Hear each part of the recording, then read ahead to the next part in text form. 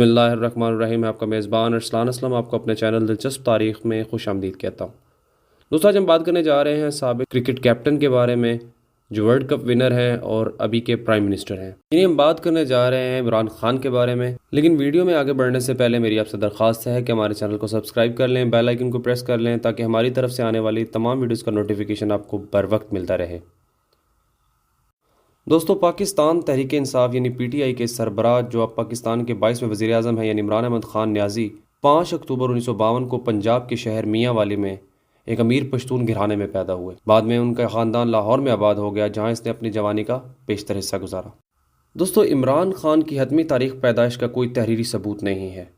ماضی میں عمران خان کی غلط تاریخ پیدائش 25 نومبر 1952 زیادہ مشہور تھی جو اب ان کے شناختی کارڈ اور پاسپورٹ پر درج ہے. عمران خان کی صحیح تاریخ پیدائش غالباً اتوار 5 اکتوبر 1952 ہے.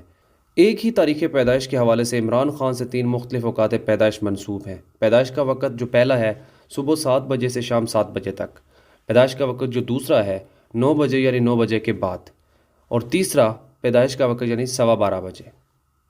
دوستو تینوں تاریخ پیدائش زبانی روایت، ترمیم شدہ کوشش یا قیاس پر مبنی ہے. کوئی تحریری پیدائش کا سرٹیفکیٹ نہیں ہے اور عمران خان کے والدین کا انتقال ہو چکا ہے، اس لیے تصدیق ممکن نہیں ہے. دوستو عمران خان اپنے والدین کے اکلوتے بیٹے اور 4 بہنوں کے اکلوتے بھائی تھے. ایک لڑکے کے طور پر انہیں خاموش اور شرمیلا لڑکا سمجھا جاتا تھا جو اکثر آزادانہ طور پر رہتا تھا.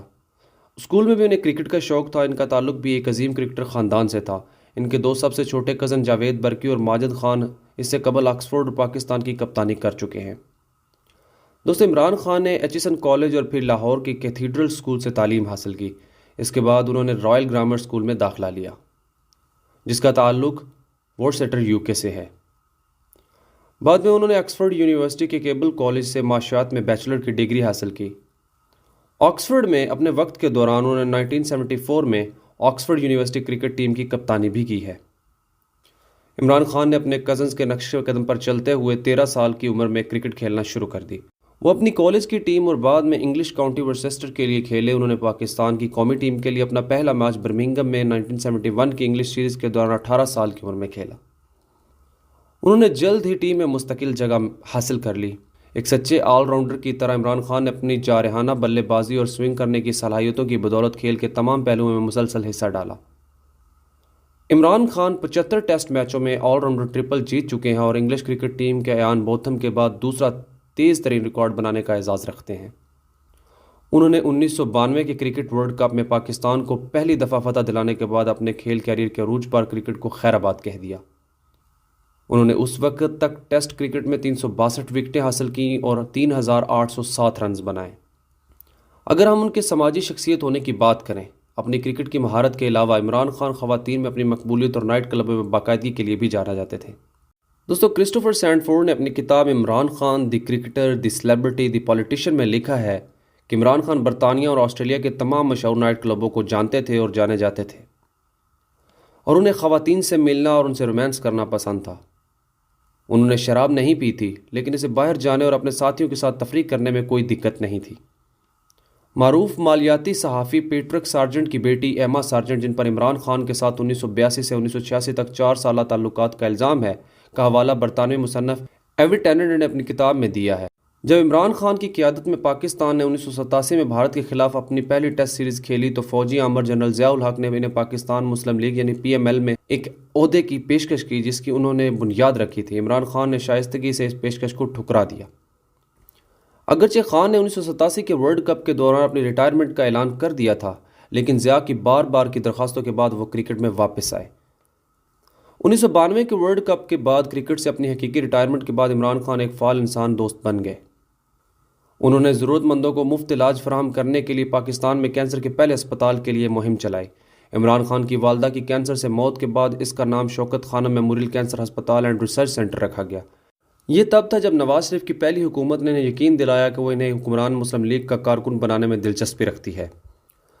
1992 میں 60 منٹ کے ایپیسوڈ میں نواز شریف نے کہا کہ میں نے کئی سال پہلے عمران خان کو سیاست میں آنے کی پیشکش کی تھی لیکن اس نے اسے ٹھکرا دیا.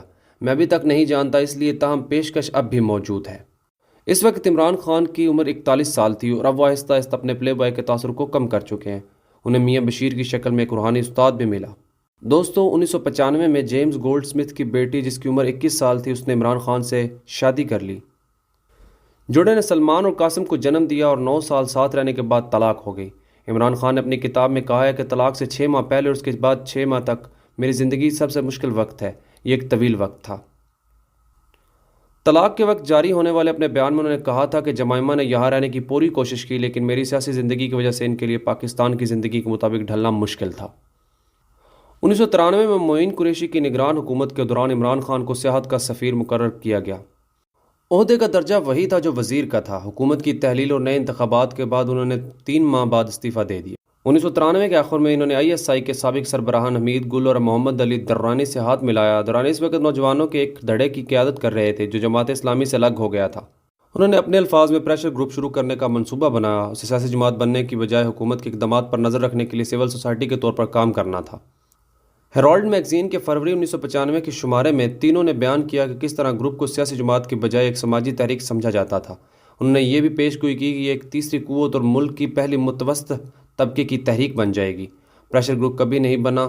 تینوں کے منصوبوں کے بارے میں رپورٹ کرنے والے ہیرالڈ کے عمل کے ایک رکن زیغم خان کے مطابق عمران خان جنرل حمید گل کے ہاتھوں میں کٹ پتلی کی طرح نظر آنے کے خیال سے فوراً مغلوب ہو گئے۔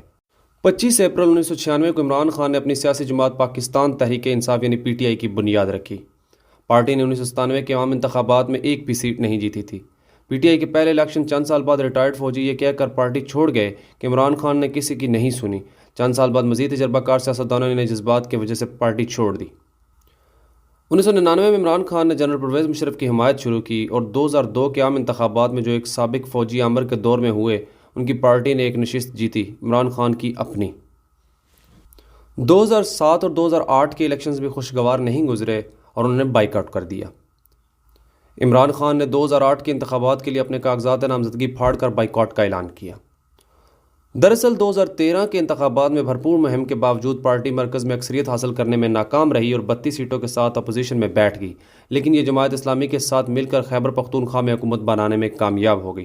اگلے 4 سال تک عمران خان اور PTI انتخابی دھاندلی اور حکومتی کرپشن کے خلاف احتجاج کرتے رہے اور سیاستدانوں کے احتساب کا مطالبہ کرتے رہے۔ اسی احتساب کے سلسلے میں عمران خان نے مختلف دھرنے دیے جن کا نتیجہ مثبت نکلا۔ دھرنے کے چند روز بعد عمران خان نے صحافی ریحام خان سے 8 جنوری 2015 کو بنی گالہ میں اپنی رہائش گاہ پر ایک سادہ تقریب میں شادی کر لی۔ اگرچہ ان کی شادی کو عوام کی کافی توجہ حاصل ہوئی لیکن آرمی پبلک اسکول پر دہشت گردانہ حملے کے چند دن بعد اس پر تنقید کی گئی جس میں 140 سے زائد افراد ہلاک ہوئے جن میں زیادہ تر بچے تھے۔ یہ رشتہ بھی صرف 9 ماہ ہی چلا اور عمران خان نے اسے اپنی زندگی کا سب سے بڑی غلطی قرار دیا۔ ریحام خان نے بعد میں ایک انکشافی کتاب لکھی جس میں انہوں نے عمران خان سے اپنی شادی کی تفصیلات بتائیں۔ یہ کتاب 2018 کے عام انتخابات سے چند روز قبل ریلیز ہوئی تھی۔ عمران خان نے 2018 میں اپنی روحانی پیشوا بشرا بی بی سے شادی کی۔ یہ عمران خان کی تیسری شادی تھی۔ بشرا بی بی کا تعلق پاک پتن سے اور عمران خان 2 سال سے باقاعدگی سے ان سے ملنے آتے تھے۔ شادی سادگی سے لاہور میں ہوئی۔ عمران خان کی مکمل تیسری اہلیہ کے بارے میں موجود اسرار اور افواہوں سے ظاہر ہوتا ہے کہ عمران خان کے تصوف میں مکمل تبدیلی اور وزیر اعظم کی نوکری کے پیچھے ان کا ہاتھ ہے، لیکن یہ صرف اندازے ہیں۔